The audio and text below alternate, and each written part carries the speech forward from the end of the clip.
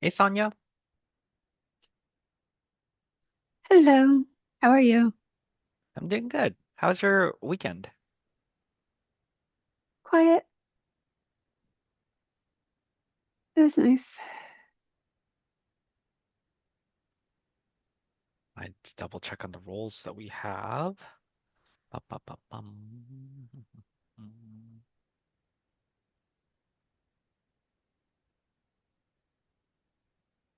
Okay, so we have Sib, Jeff, Evaluator 1 is my role. I'll go rename myself. I'll bring up the Toast host as well.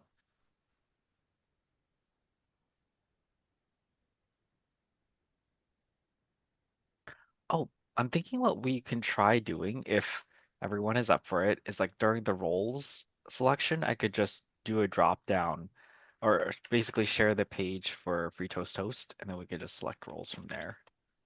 Okay, works for me. Okay. I like it.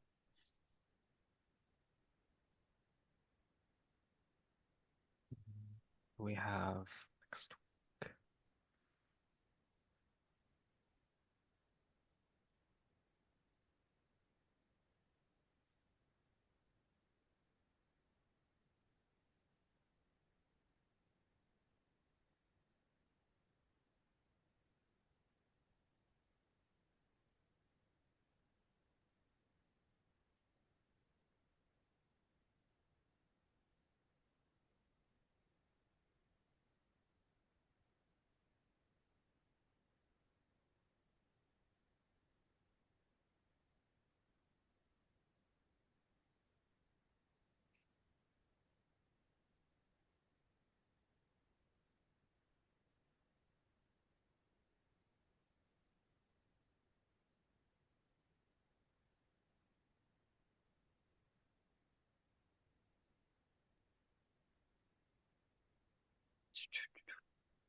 Are you still in contact with Cadence algorithms, by the way, Sonia?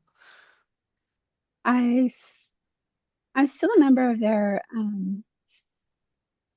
WhatsApp group, but not really other than that. Why, is there something you need from them? Oh I mean, no I can no. pass along a message. Oh no. So far they're doing well. Like they have 16, 17 members at the moment. Yeah. I was curious to see if you were like a member of multiple clubs. No, I quit their club um, when I joined this one Mm, because I pay for my membership and I pay for Williams. And he was also a member of Cadence. So I was like, yeah, no, I'm not paying for four memberships. that's fair. I thought so. I'll wait for Sib and John, and then Benson is a Toastmaster day, so he should be able to make it. But Hey Jeff.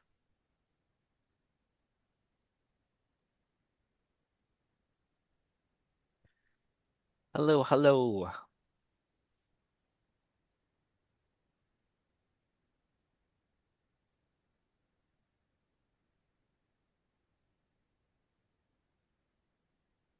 How are you doing, Good Jeff? morning, afternoon. Good afternoon. Oh, a random question, Sonia. Are you into fantasy books? mhm. Do you have any like Oh, what are your sci-fi top fan. top three fantasies? I really like um now I'm gonna forget his first name. Anne Rice's son, I think his name's Christopher. Christopher Rice. He has a lot of books or a lot of storylines that I like. Um, I don't like the one about the girl. There's this one girl. It's too girly for me. Christopher Rye, you said? Rice, R-I-C. R-I-C. I think it's Christopher. It's Anne Rice's son. Okay, Christopher Rice. Yeah. I just know a friend who's going through a fantasy rut after one of their books, but they're like, it's so good, and now every book I'm reading is like, it's not hitting the same. So I just Yeah. want to. to send them that way. Yeah, Christopher Rice is really good. Brandon Sanders is really good. Oh yes, love Brandon Sanderson. Yeah. I'm trying to think of who else.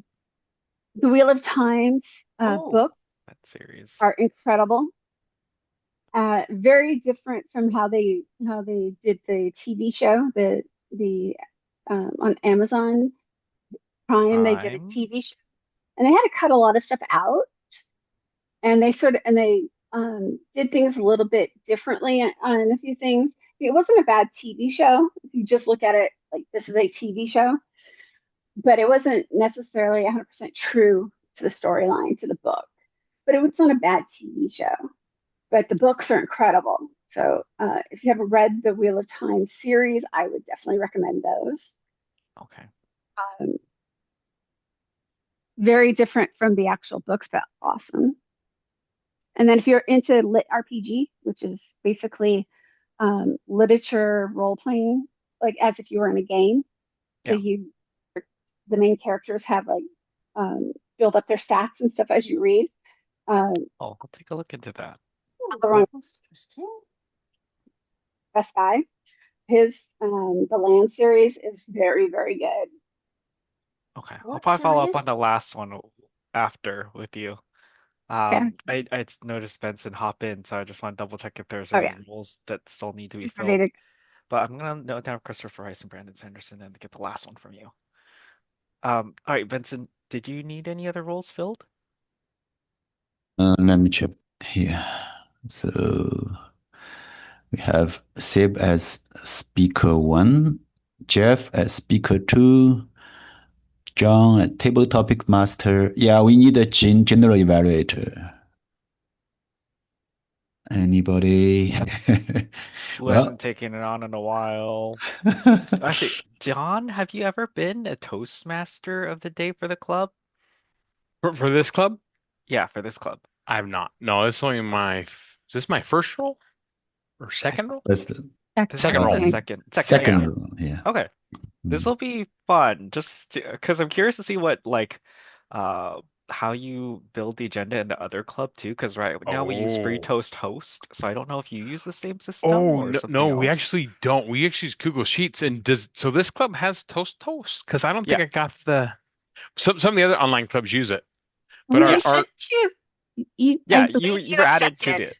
Yeah, Yeah, you accepted. So you but logged check. in. I saw you logged did in I too. volunteer myself to be table topics from the site? Because I can't find the link Oh, for today. you volunteered last week. Oh, I did it verbally. Okay, Yeah, Yeah, because verbally. each yeah. club I have a notepad of how to access the roles in that, but this one I do not have one. I just have the meetup link. But our largest club where we have like 50 people in person, 60 total members, they just do Google Sheet and they make people populate it. And as soon as they don't populate, they start sending nasty emails all day long until someone gets so old. That's so Well, we funny. use not well, Free to Host is kind of like our notebook where we kind of keep the history, but we generally will use WhatsApp to notify everybody on what roles are open or put out a like what are they like they're not necessarily because I haven't put one out myself, so they're not are they like I don't know. What is it that you're We'll using? solidify the system. I think like what Yeah, we'll do is I don't figure know out what what they're works best for called. Toastmaster. I But don't know what their anyway, I was system's called. thinking as a segue, it was just like John, if you could be general evaluator, because what So we you do want me within general this, value today and table topics master? if that would work, It would you be will, okay but with I it? need to Okay, see the agenda. All I have is what's in WhatsApp. sure, sounds good. I'll go send it to you privately in the Zoom chat, and then if you have Okay, any issues accessing it, let me know. sounds good. And Good. Moad's here. Welcome back, Moad. Hope things are well. Yeah, thank you. Had a very busy work period, but things are calming down again. So Okay. finally, Yeah, Yeah, welcome back. What's that? good to thank Okay. see you. you. Yeah, we need a timer for this meeting. Anybody want to be the timer today? I can do the timer. Excellent. Well, thank you. And I believe Sonia is still the Armarian, right? I Yes. saw Anna volunteer that, but she didn't show up. Okay, so I think we got all the roles settled. Let's start the meeting. Okay. Cool. Hello, securely speaking Toastmasters. Welcome to the weekly meeting again. Okay. Today's theme, I picked the AI in everyday life so that we can discuss like how many times do you use AI today, even without noticing. And also, I know this topic become not avoidable, so I'll try to use the theme in our club as frequent as possible from my side. Actually, I'm a tech lover, so I use AI a lot. So that I think we can share our experience in this meeting and while improve our communication skill as well at the same time. So, okay. See, the word of today is I believe it's what? Oh, it's argument. Argument. I'm not pronouncing it right. Argument to make something better or stronger by adding to it. So AI can augment human creativity rather than replace it. I'm not sure it's correct or not, but we can discuss that. Okay, so good. I think we got the role settled down, and we don't have visitor today, so I assume everybody have their knowledge about the roles and meeting agendas. So okay, let's start the meeting. The first part, let's welcome our first speaker, Sib, for her prepared speech. Sib.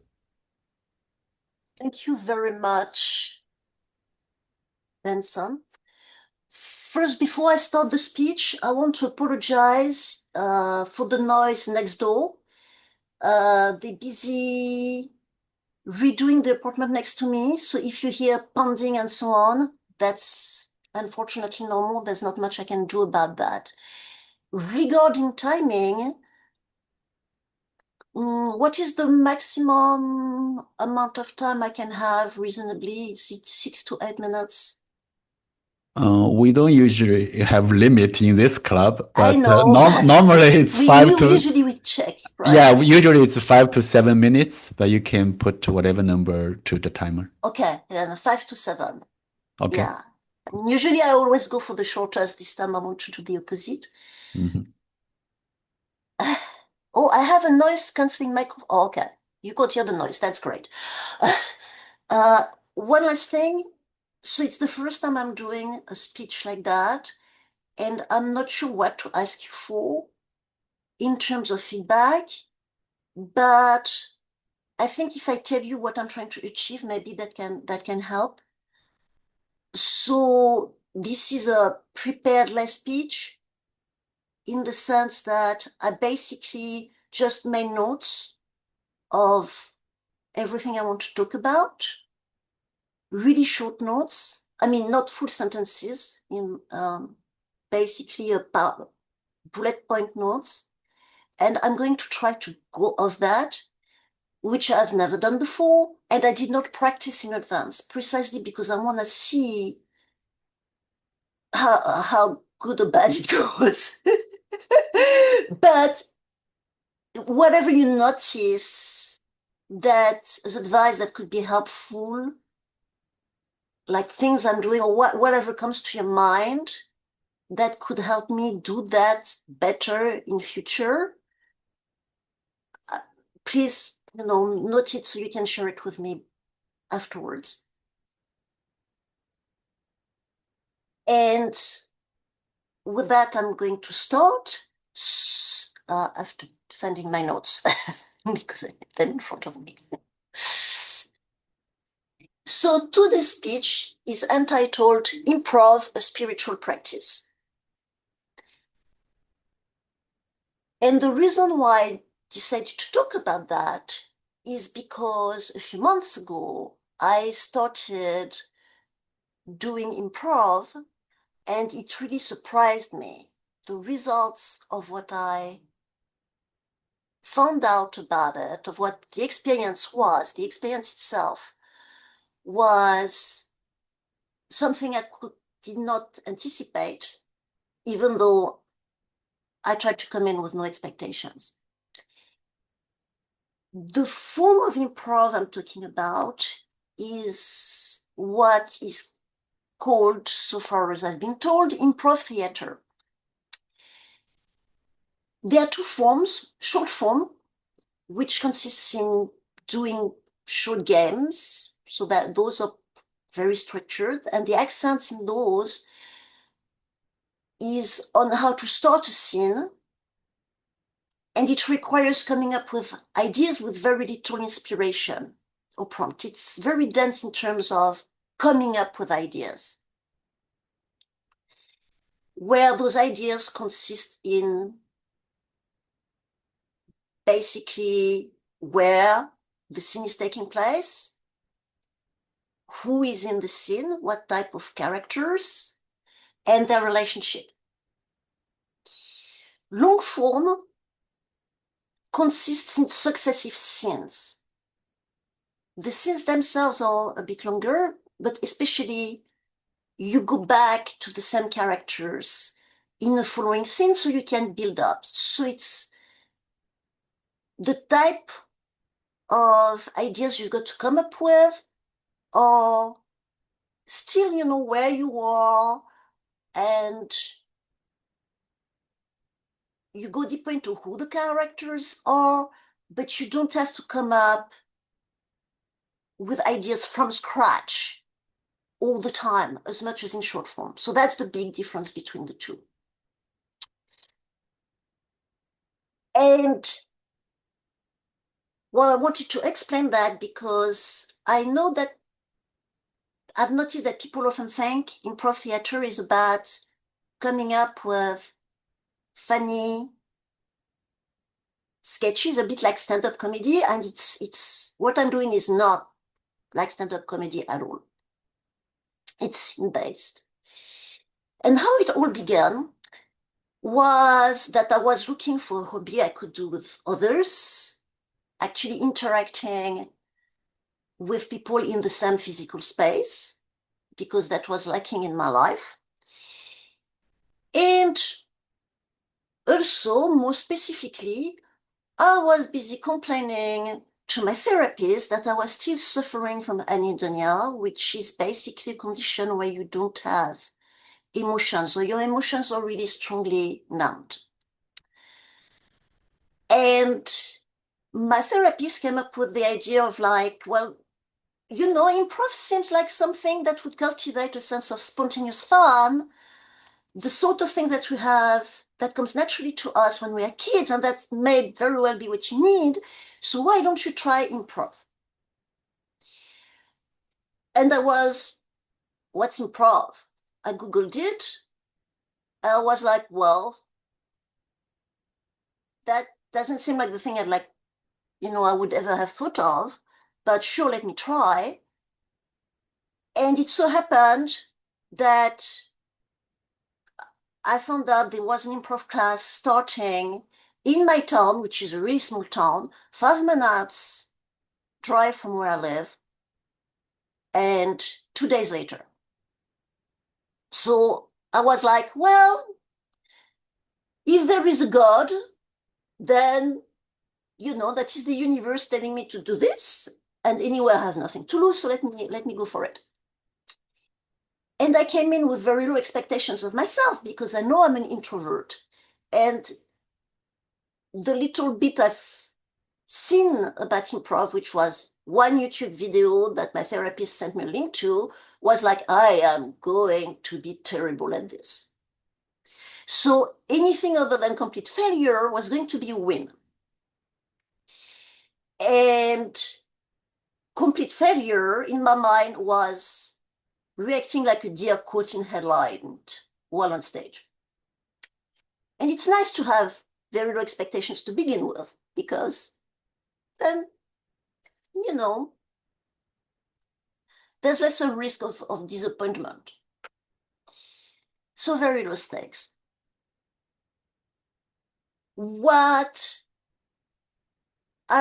several months later now, what I got out I can reflect on what I got out from improv. And I love doing improv. I really want to get into it more. And not for the reasons that inspired me to go into it in the first place, except, yes, having something to do with others and, a hobby I can do with others. That, yes, definitely. But really, the main reason why I want to carry on is what I feel it's doing for me as a spiritual practice, as an ethical practice. And I probably got very lucky in my teacher as far as that is concerned. It makes me feel like a Padawan to a Jedi Master. But I think that the reasons why, even though he's really an incredible teacher, I truly believe that, improv itself has aspects interesting to it that pull towards that make the aspects I appreciate in it require to do improv okay. And those are the following.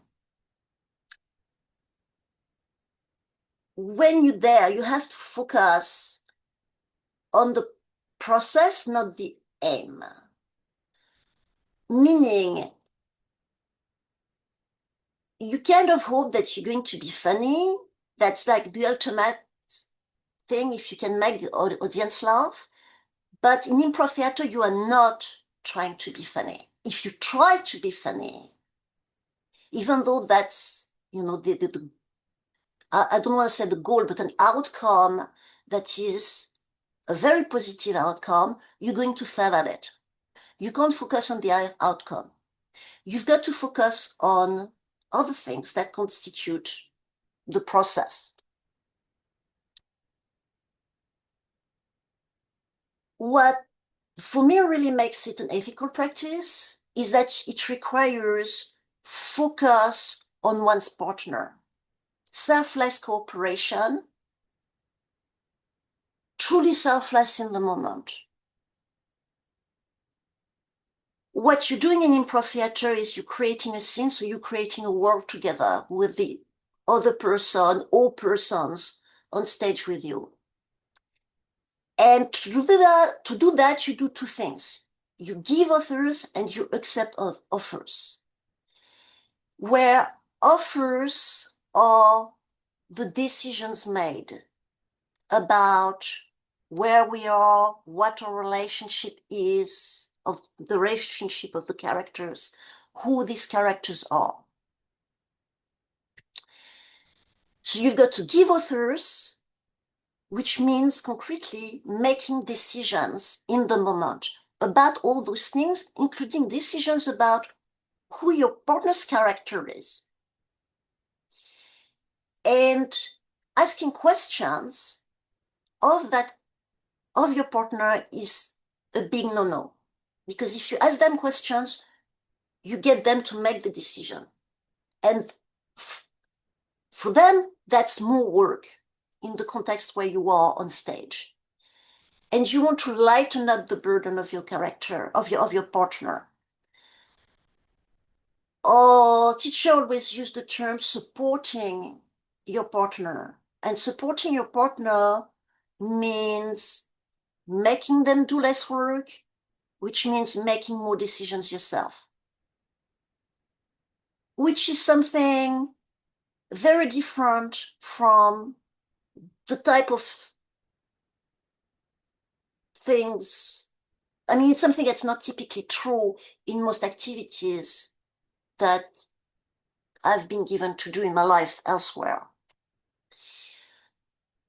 At the same time, and literally at the same, and pretty much within like a moment, so whenever you have the opportunity to, you try and give offers. You try and think of offers you can give, of decisions you can make out there in the moment without preparations. But also you've got to be able to accept your partner's offers, meaning you've got to develop at the same time the ability to listen to what your partner is telling you and accept the decisions your partner's made. So what are you trying to think of, for instance, where you are, and maybe you've come up with an idea that you're about to implement, your partners go first, maybe going first, and telling you something that solidifies where you are. And you've got to let go immediately of whatever you had in mind and accept that fast enough that you can roll with it and support that by saying something that specifies further where you are, or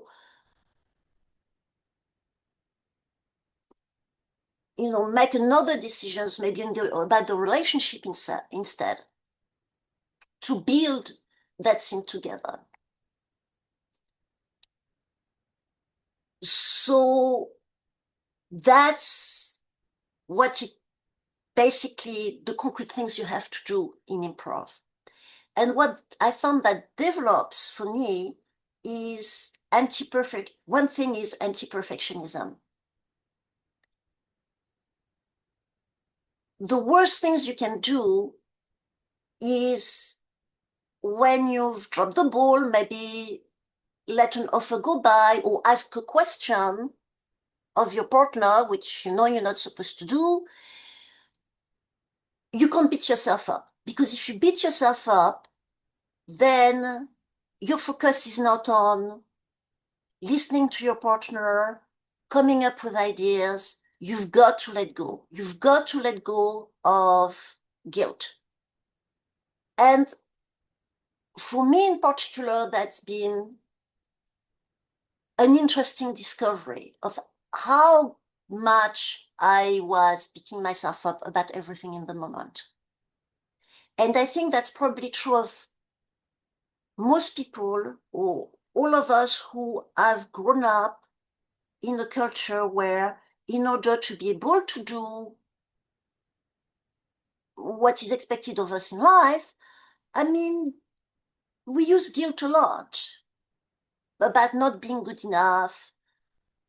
I grew up in a culture that was very meritocratic. And I'm not saying that's a bad thing in general, but it's had the side effect that I've become very guilt-driven. And that I feel is a bad thing because it's become too much of that. It's become too true for my own good. So noticing, having the opportunity to notice how much I'm doing it and that it actually doesn't help has been a really good thing for me. Also apologizing, which kind of goes together. It's been really enlightening to me that when I did, something that I regretted doing, I would apologize, and our teacher immediately comes in when we do that and is like, no, if you're apologizing, you are bringing the focus on yourself. Instead of you getting everyone to focus on you, you're actually trying to make everyone else, make you feel better. You're trying to relieve your guilt by becoming the center of attention. And to me, that's been really great because, that's something that's been so true of me. And that's something I don't want to do because, I don't want to be that. That doesn't fit with my values. And it's been wonderful to have someone to berate me about that, which sounds kind of ironic, since I just said the purpose is not to beat oneself up, but because I've been raised so much into being able to achieve what I want by beating myself up or getting someone else to tell me. I mean, that's the only way to get out of it, actually. To use the same things, to undo those reflexes when they're not helpful. And I'm not saying they're never helpful, but the great thing about improv is that they're not helpful.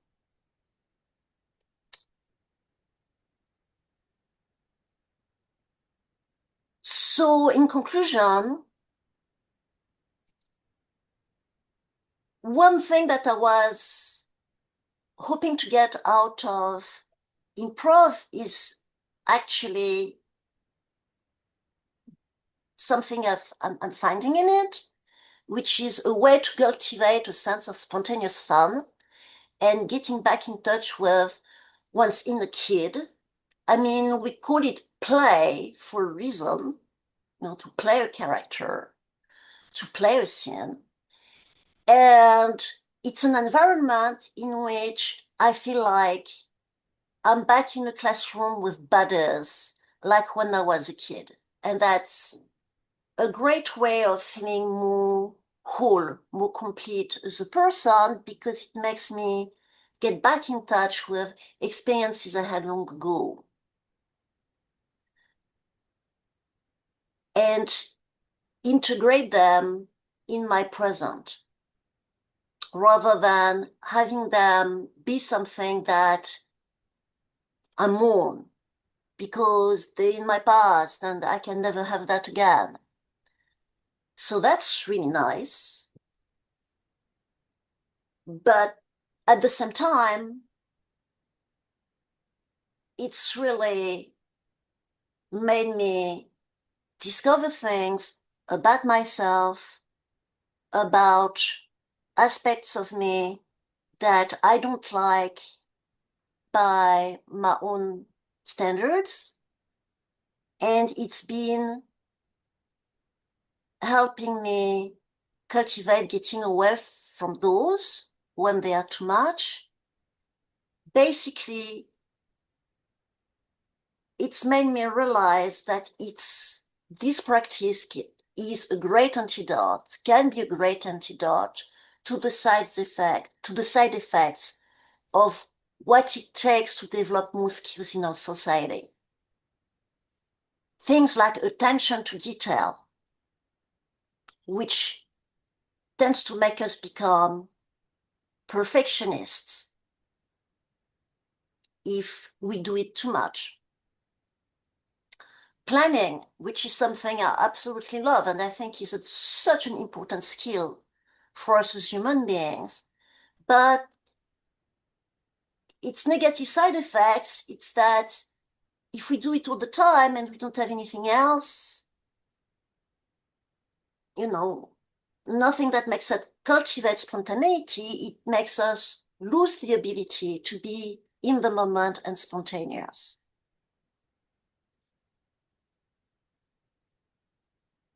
So that's been basically my take-home message from improv, that it's a practice that I find is great for perfectionists, hyperplanners like myself, to basically not let those skills, those reflexes that we've worked so hard on our lives, all our lives, to cultivate because we need them in other areas of our lives. It's a practice that helps us prevent them from becoming too much, from becoming too much of a good thing. And personality-wise, the really interesting things is I always thought of myself as an introvert, and I am. always tend to be, and not all, yeah, most of the time, I'm very much in my head. And I've noticed that this may not be so much a personality thing as a habit. Because since I started doing improv, I found myself in other circumstances. For example, sitting at my church and realizing I feel a lot more present than I would have been able to feel before. I don't hesitate as much to go to people and interact with them as I would have before. Not that I'm going to say stupid things or anything, but I don't have this paralyzing shyness that, or the remnant, as much of a remnant of the paralyzing shyness that I had throughout my childhood, that I attributed to my personality. Oh, and Sib, just wanted to give So, a heads up for timing as well. okay, I'm done because, yes. Yeah, no, How no, it's far did I go? Because I'm so looking at my page that I have no idea how long I've been carrying on. oh, no worries. Just a few seconds, wasn't it? Oh, no, be honest, be John. honest. How No, did we it's do okay. one? Because I'm thinking what we could assign it as is it could be like it could definitely be one of the longer form. We could get Yeah, credit for the longer form speeches, but I think Okay, it's so I been more just than did definitely. a longer form. Sorry, yeah. how long was that? I was actually curious about that. How long does it take I when I think, don't practice? yeah, I think the Well, I know it's idea of 10 minutes. timing is that we set a time before we do the speech. We can set whatever time we think prefer for that speech, but once that time is set, we have to follow the timer, so follow the protocol, check Yes, the of green, course. yellow, yeah, actually Of green, course. yellow, But I'm, right. I'm curious how long I took. Yeah, Yeah. yeah, yeah, yeah. Okay, Took, clearly one took her thing is time. I need to still be able to see the line, Yeah, and another the thing card is, I'm not while looking sure on the Sip notes. can see the timer's screen. Can you see the timer screen? Like it's So I red, couldn't, but red? it's my fault because Oh, I I had the see. notes in front of me, but at the same time, Hmm. yeah, Okay. I was And So I curious what think would that might happen be the then. problem. Yeah, that Yes, might be that's one of the definitely the problem. problem. How long was I? So I It's think pretty, Moa yeah. has the timing. Yeah, yeah, I think we're at 22 minutes or Oh so. boy. Holy hell. We'll make Okay. it count for the keynote though, because the keynote is 15 to 20 minutes. So I think yeah. Okay. this is the level 5 project, which a lot of people are nervous about, but I think that that works out Well, I well. didn't get nervous since I didn't know I was doing it. All right. Thank you for your patience. Okay. I No, we cannot Okay. appreciate now. the No, no, story, And it's I Sib. okay. learned a lot. So Yeah, Yeah, good job. yeah. I just want to So, make sure there's okay. enough time for table topics too and the evaluations. Yes. I Well, know. yeah. Yeah. Okay, thank you, Sib. I think the speech was very content rich, and I learned a lot and learned a lot. And believe me, this is not the worst in this club. Jeff still has his record. I remember the topic. He talked about fasting, and he took 35 minutes in the physical meeting room. Everybody knows he's just focused on the Okay. All fasting. right. So I'm Was only he two Yeah, thirds fasting of the for way. 35 yeah. minutes? I'm really 2/3 of the Then way. he spent 3 months to focus on the timing control. So every time he's like, this time I did a great timing. So yeah, it's very interesting. But everybody learns. And the good things is he got to pick up a phone and we don't have the second speaker. So we can jump into the table topics and we still There we have go. enough time. Let's welcome John as the table topics today. John. Thank you. Now, Sib, I'm the opposite. I always speak too fast. I went like a whole year never making time. So I want your skills sometimes. Sometimes I don't. But thank you. Okay, as table topics master, my role is to help members practice impromptu speaking and thinking on their feet, speaking clearly or with little or no preparation. All right, and today's theme is AI in everyday life. Please use the word of the day, which is augment. You have a minimum 1 minute to two. I assume we're trying to keep it up to 1 minute. All right, the first question is, now I used AI, but I rewrote all these, so I'm not cheating fully.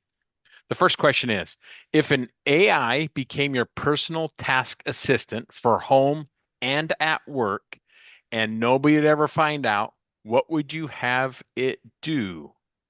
Again, if an AI became your personal task assistant for home and at work, and nobody would ever find out, what would you have it do, Mr. Vincent? Well, thank you so much for the question, John. If I had AI as a personal assistant, one thing that I've been struggling with is just reminders for things. Oftentimes, my brain, I don't know if I have ADHD or not, I cannot tell. But then the moment I start pick up a task and I get stimulus from anything, it could be like a dirty plate on the side, it could be that, oh, suddenly there's a thought in my head that I should be doing this. I drop whatever task I'm doing and immediately hyperfixate on this dirty plate or like this worry that I have. And then the cycle repeats where I'm just working on the task again, another worry pops up and I just jump over to something else. So one thing that I would like this AI to do is just remind me, just say like, hey, you have like three other tasks that you just forgot about because you just started them and you just left them for something new, exciting, and shiny. That's something that I would like AI to kind of help me focus for. I could just be that the moment it sees me do a task, it does a tracker and it keeps tracking it, and every 30 minutes it's just saying like, Vincent, this is not the highest priority. Remember, you have to send that email you've been wanting to send out for weeks now, or you have to make sure that you block out this session to clean up those dishes that you were really worried about. Not right now, but later. So that's something that I hope AI will help me do, just to prioritize a few tasks and keep me honest so I don't constantly get distracted by the next shiny thing. It'll be my way to augment my life. Back to you, Mr. Topics Master. Ooh, shiny. Thank you, Vincent. You're totally ADHD like me. I see something, I hear something, all of a sudden all my tasks are blown away and I'm up till 1 or 2 in the morning. I got to work on that too. We need AI to fix that. Okay, the next question is, what's the craziest or weirdest thing you would trust AI to decide? What's the weirdest or craziest thing you would trust AI to decide? Sonia. Oh, wrong pick. I don't trust AI to decide anything. My fellow Toastmasters, nada. Answer is nothing. I don't trust AI to make any decisions. I trust AI to give me input so that I can make my own decisions. But I do not trust AI to make any final decisions on anything because AI is trained on the internet. AI is trained by people.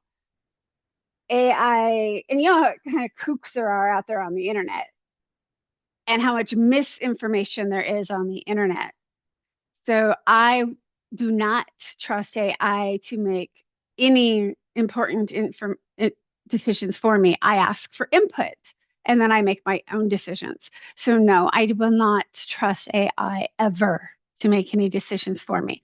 Although AI does give great input. If you ask the right questions, you can get really great input. You can actually get with resources and the actual references to go and look at the data that it's looking at yourself. So AI is a very good resource for you in order to help you make decisions, but I would never recommend it as the decision maker. Thank you. Good question, but Thank you, thank you Sonia. very Great response. Yeah, the other day I was asking this basic questions. It was 100% wrong. I asked it again. Oh, I'm sorry. I'm like, that's a big sorry. 100% wrong. I was like, but thank you for that.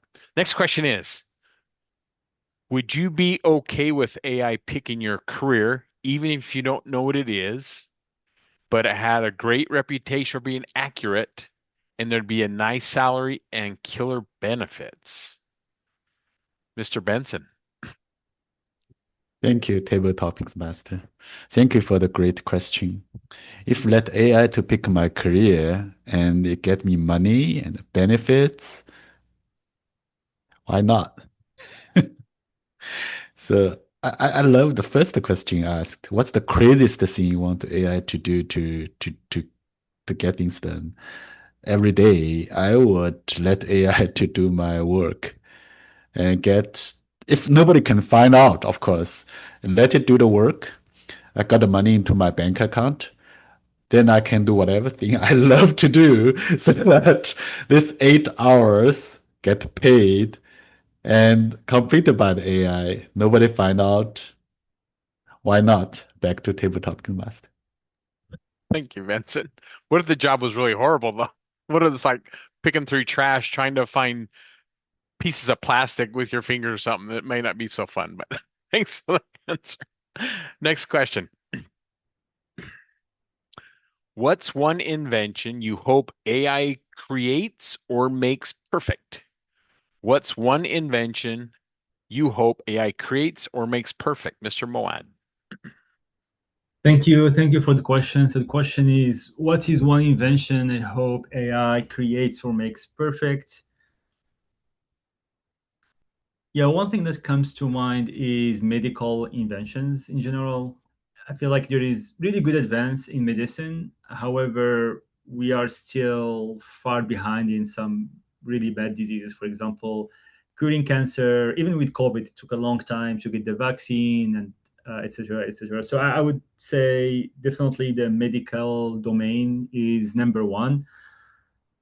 With that, with AI, goes in like create inventions there. I'm not entirely sure because like given this the current architecture, I feel like we're hitting a bit the limits, but we'll see. I'm hoping for it. So that's the main domain that comes to mind. Other than that, I would say household chores. If we can have robots that can do household chores and take care of, I don't know, laundry, dishwashing every day. Just folding laundry is hard actually. So I feel like that's robots augmented with AI can go a long way in making people life easier. One thing I want to mention quickly, I think I'm almost at time, is I know people talk about AI, but I think one thing we don't talk about is there are like few AI providers in Silicon Valley, and this will give them even more power. So I'm also concerned about AI that a few like CEOs or board members now control what we can believe or not believe. Thank you so much. No, thank you for that. That was my thing. I've had a lot of health problems, lots of surgeries, and my main thing is I want like the CRISPR technology to modify the genetic makeup of your body. I want solutions now. I don't want to wait, keep getting these stupid things that are happening. And I also hate folding clothes. So I think you and I, we see eye to eye on a lot of things. Thank you for that. Last question. If AI could remove one of your daily pet peeves or headaches or something that keeps you up at night, what would it be? If AI could remove one of your daily pet peeves, headaches, or something that keeps you up at night, what would it be? Sib. Oh boy, I thought you had heard me enough already for today. Thank you, John. Well, Remember, 1 to 2 minutes. okay, Just kidding. thank you. Actually, household chores. We've already said it, but I'm sorry. That's the truth. Sorry, I'm done. But What thank you for the what opportunity. household chores? Dishes, All of them. cooking, everything, vacuuming. What about eating delicious food? That's not a chore. That's not a That's true. chore. That's not a chore. All right. Well, thank you. All right. Cleaning, the stuff I don't do enough. Excellent. All right. That concludes our table topics, and I'm trying to see how you do it in the meeting. I mean, I'm going to turn the time back over to our Toastmaster Benson. Okay. Thank you. Thank you, John. By the way, great timing. Now we are back to the schedule. Like we usually finish the table topics before 12:55, so we have enough time to do the evaluation per session. Now let's get into the another important session, evaluation. Let's welcome today's general evaluator, John, to host the session. Hello, John. hello all. My name's John Christensen. I'll be serving as your general evaluator today. The general evaluator's role is to evaluate everything that happens during the meeting, except the prepared speeches, which are evaluated by the speech evaluators.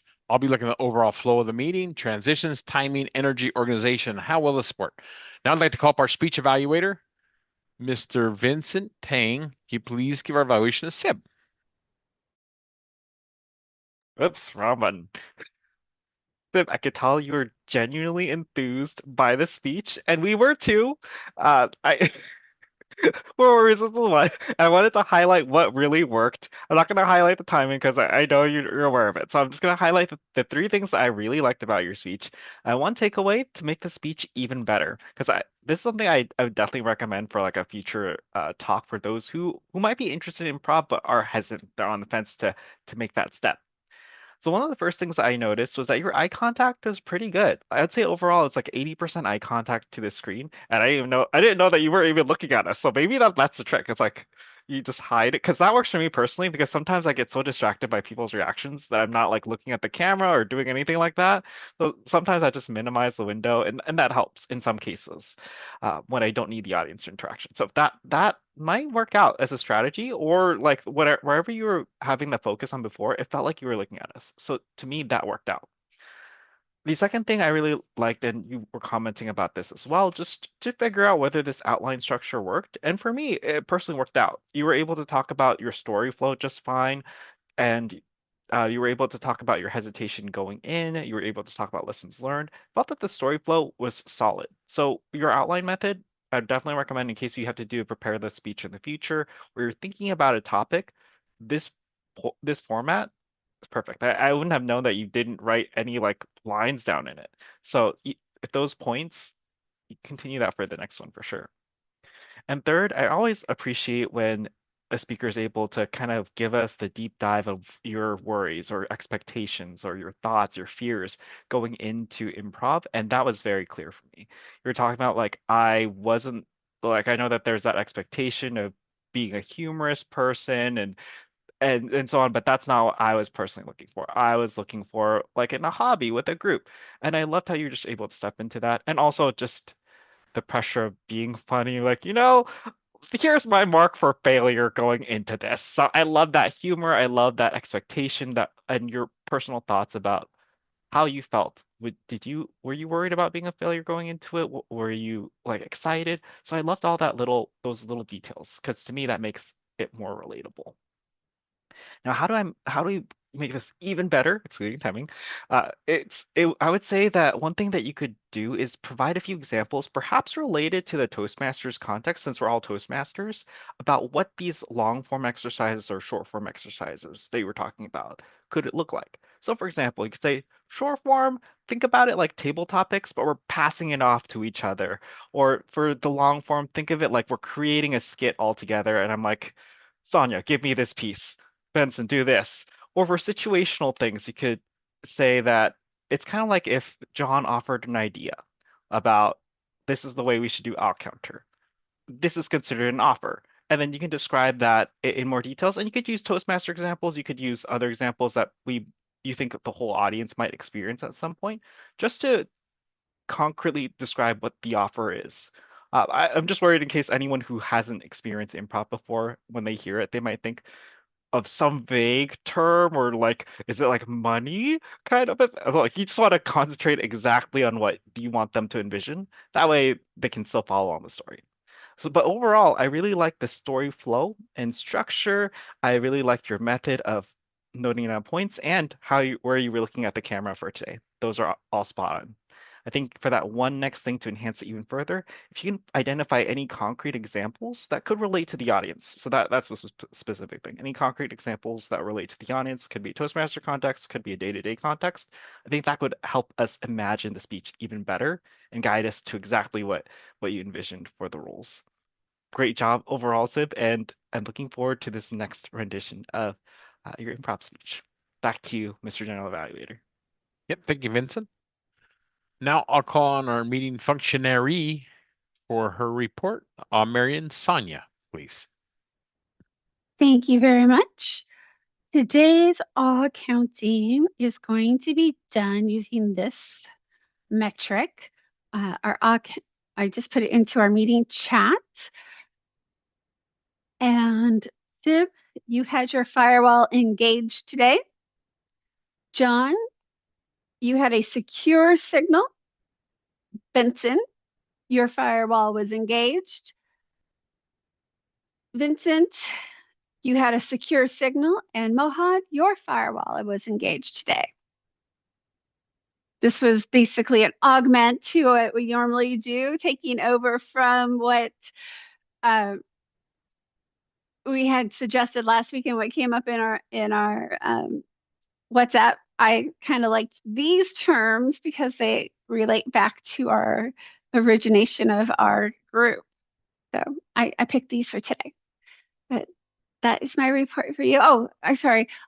Sib, I noted one word that you used in your speech that I really liked. It kind of caught my attention because it is something that you never hear people really say. But anti-perfectionism was really great as a vocabulary word for us today.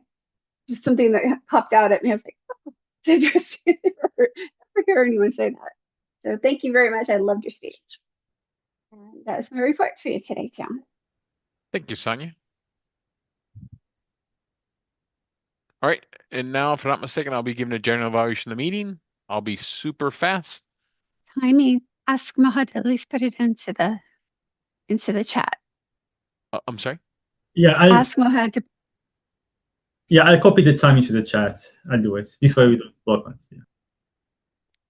Because does the timer? Why do you give the timers report of everybody right now, or does that happen after, like to see who's qualified for voting? We just put it in the chat, and then Just for put- voting, we don't do for this club. Okay, and so So even no though there's voting, yeah. one functionary and one speaking, one about okay, Yeah. even easier. Okay, Yeah. great. I like that. Okay. Sorry. But we don't vote for the best table topic speaker. Oh, you don't do that either. Wow. No. Can you vote for the best general evaluator? I think that would be One club Sure. actually to votes have. for the timer, Yeah. which was the craziest thing. I was laughing, and they were serious. So I'm like, wow. But anyway, so the meeting went well. We had a clear theme, word of the day. That was awesome. And I guess our speaker got busy, the second thing, so I didn't know that until later. But I think the flow went nice. I think we're almost in time, and it was fun to be a general evaluator at this meeting. And I love the theme, by the way. It's so fun. I deal with it every day. And I love the fun responses. And I am done. I'm going to turn the meeting back over to Benson, our Toastmaster.